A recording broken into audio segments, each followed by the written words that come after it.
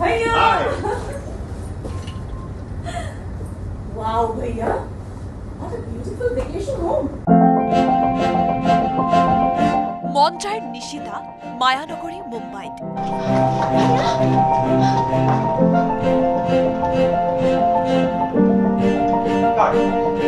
Got it. অসমীয়া অভিনেত্ৰীৰ Bollywood তাৰকাৰে সংযোগ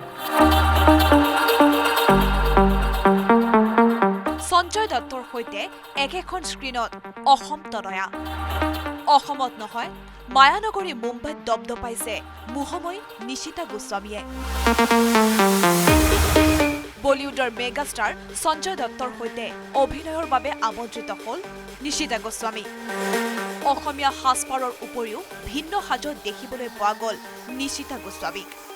মঞ্জাই দীনবন্ধু কাদম্বৰীৰ দৰে চিনেমাৰে অসমীয়া দৰ্শকৰ মনত গভীৰ চাপ বহুওৱা নিশিতা গোস্বামীৰ সহ অভিনেতা এইবাৰ সঞ্জয় দত্ত এই সুযোগক নেদেখাজনে দিয়া ছাৰপ্ৰাইজ বুলিলে মুহময় নিশিতাই ভগৱানে কেতিয়াবা যেতিয়া কাম কৰি থাকো হঠাতে কুলাত কিবা এটা বেলেগ এটা বস্তু পেলাই দিয়ে সেইটো জীৱনলৈ সকলোৰে জীৱনলৈ আহে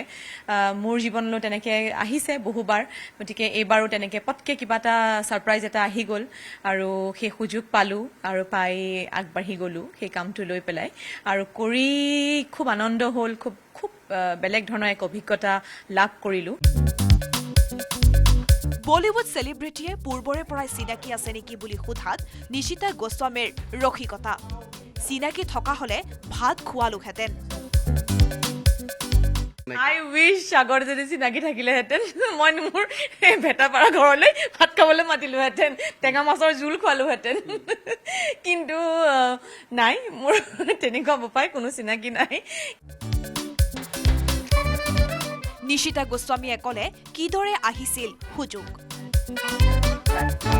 আচলতে দুমাহমানৰ আগতে এক্সটেক TMT এক্সটেক এইটো খুব ডাঙৰ এটা ব্ৰেণ্ড তেওঁলোকে মোক কণ্টেক্ট কৰিছিলে দিলীপ গোয়েংকাজী মোৰ খুব মৰমৰ দীপাংকৰ দা তেওঁলোকে কণ্টেক্ট কৰিছে আৰু মোক কৈছিলে যে তুমি প্ৰফাইলটো পঠিয়াই দিবা মই দিলোঁ আকৌ হঠাৎ এদিন ফোন কৰি ক'লে যে আমি এটা কাম এটা হাতত লৈছোঁ আমি এক্সটেকৰ কাৰণে আমি সঞ্জয় দত্তক আমি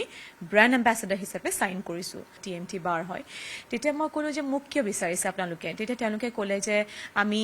অসমৰ পৰা এগৰাকী জনপ্ৰিয় অভিনেত্ৰীক আমি আমাৰ ব্ৰেণ্ড